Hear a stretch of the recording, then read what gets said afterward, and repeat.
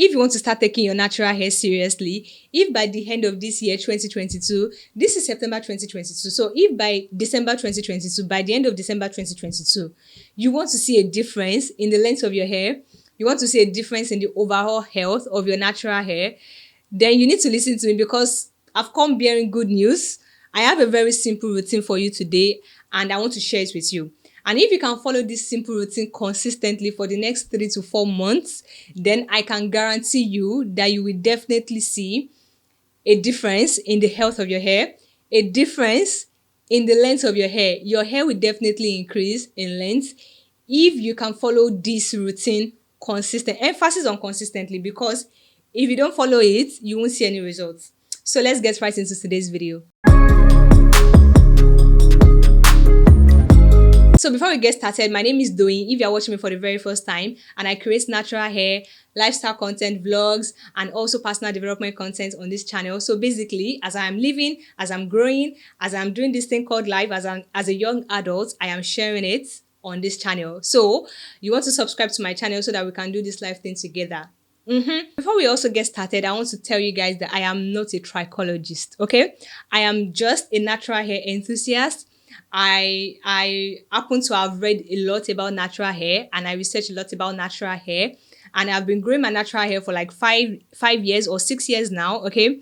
So based on my experience and based on the experience of other people that are my friends, my family members, and my colleagues on, my natural hair content creators, based on their own experiences as well, those are the foundation or the basis of making videos like this, okay? So let's get right into today's video. So like I said, I want to share with you a very simple routine that if you can follow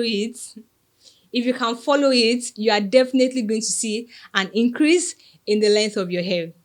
Follow it consistently, and it's very simple. It might not work for everybody, but if you don't have any underlying health issues, you don't have alopecia, you don't have traction alopecia, you don't have postpartum shedding, all of those things that they have to be dealt with a professional. If you are just normal, and it's not like every other person is not normal, but you are just no underlying health issues, nothing is affecting your hair, you just want to take your hair seriously, this routine is for you. This simple routine is for you. So the first thing you have to do to start this routine is to make sure that you have your products ready. I already talked about, the only products that you need to maintain your natural hair. I have talked about that in a previous video, and I'm going to put the link in the description box, okay? And it's also right here, so you can check that video out, after watching this video. So you have to get your products ready. You need a moisturizing shampoo, you need a moisturizing deep conditioner, and you need a leave-in conditioner. The oil and butters is actually optional. You can skip it if you like, and if you like oils and butter, you can add it depending on whatever your hair responds to. Okay, so let's start with your wash day, because your wash day is basically the foundation of your natural hair regimen. Your wash day is basically what is going to make, don't let me say what's going to make or mar. It's just very important. That's like the basis, the foundation of your natural hair regimen, okay? So on your wash day, you wash your hair normally with your moisturizing shampoo, and you want to make sure you spend enough time shampooing your hair, because if you shampoo your hair properly, your curls will pop better, like I said in my previous video, and your hair will be able to absorb moisture better from your other moisturizing products. So shampoo your hair properly with your moisturizing shampoo and spend enough time shampooing your hair. After doing that, you want to move to your deep conditioner. You deep condition your hair with your moisturizing shampoo, and while applying the deep conditioner, you also detangle your hair. So that is why I would advise you that you should go for deep conditioners that have enough slip. Deep conditioners that are slippery, not necessarily slippery as a matter of fact, but deep conditioners that will make it easy for you to separate your hair, separate the strands of your hair, that will make it easy for your fingers to run through your hair, basically. Yeah, go for deep conditioners like that. You are doing two jobs at once. You are detangling and you are deep conditioning your hair. So while detangling your hair, you want to make sure that you do this carefully. See, as I'm doing my eyes, you have to do it carefully, because that will make or mar your hair. If you want to retain length, because that's the purpose of this video, you want to retain length as much as possible for the next 3 months or 4 months, right? You want to make sure that your hair is not breaking. And one major reason why people's hair break is improper detangling. You just detangle your hair anyhow.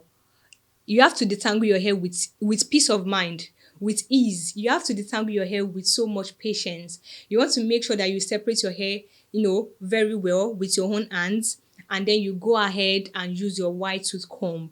So deep condition your hair and detangle really easily and carefully so that you don't break off your hair at the end. Okay? Yeah. So after doing that, you want to cover your hair with your shower cap with the deep conditioner in your hair, and then you rinse it off after 35 to 45 minutes. Okay. So after that, you want to moisturize your hair further with your leave-in conditioner, because that is going to stay longer in your hair, and that is going to keep your hair moisturized for a longer period of time. Okay. So after moisturizing your hair with your leave-in conditioner, then you blow dry your hair. You might opt for hair drying, okay? But if your hair is of low porosity, you might want to blow dry your hair, because that is what I do. And it's just okay. So you want to blow dry your hair. And when you have done that, your hair is now okay. Your hair is now ready for styling. Okay? So these are the basis of your styling, because once you've done this properly, your hair is now moisturized, your hair is now in a very good condition. Then you can now opt for either a short-term protective hairstyle or a long-term protective hairstyle. If you are somebody like me that likes to style their hair, okay, you just enjoy it, you just like it, then I would advise that you go for short-term protective hairstyles that will not last more than 10 days. Style your hair, put your hair in that style, protect the ends of your hair. Make sure that the style you are choosing will keep the ends of your hair protected and inside. Wear that hairstyle for 7 days, 1 week, or 10 days. Make sure that within those 7 days or 10 days, your hands are away from your hair. You don't touch your hair. You don't do anything. Just leave your hair. Leave it. It is okay. It is doing well. And when you want to sleep, you cover your hair with your satin bonnet, right? That's like a normal thing, okay? But within those 7 days and 10 days, don't touch your hair. Don't bring down the style. Just leave it. Just leave the hair, for crying out. Just leave it. You don't need to do anything to it. Okay? So that's a short-term protective hairstyle. So after the 7 days or 10 days, depending on how well the style holds up, and then you can now wash your hair again and repeat your wash day routine. Okay? Do that consistently for 3 months or 4 months and come back and tell me if you will not see a difference in the length of your hair. Because if you do this consistently, that means your hands are being protected, your hair is moisturized, your hair is being moisturized, okay? And your hair is not breaking. You are detangling properly, your hair is not breaking. So if your hair is not breaking, that means because your hair is always growing. As long as you are living, your hair is always growing. So if your hair is not breaking, that means the hair you are producing from your scalp, you are able to retain it. That means your hair will be getting longer, or your hair will start getting longer. You see what I'm saying? So before you start this thing, before you start this challenge, take a picture, bring your hair forward. Take a picture, take your hair to the back like this, and take a picture. And by the end of 3 months, give yourself space. Don't compare your journey to another person's journey. Give yourself grace, give yourself space. Give yourself at least 3 to 4 months and take pictures after then. And you compare the two pictures and see.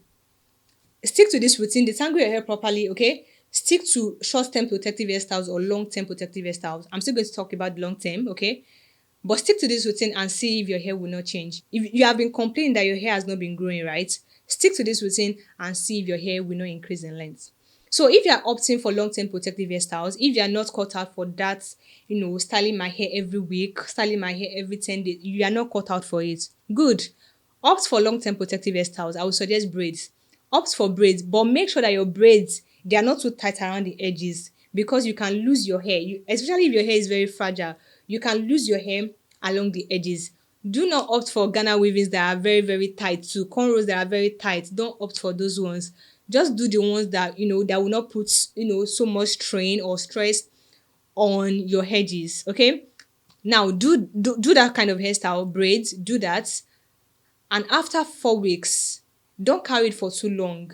Don't carry it for 2 months. Just carry it for 1 month. Within those 4 weeks, your hair would have grown. So by the time you take down the braids, your hair would have grown, right?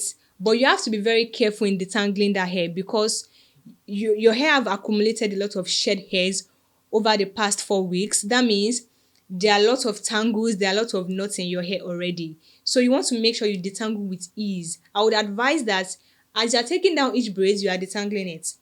As you are taking down each braid, you are detangling it. That way you will not be overwhelmed with the whole hair.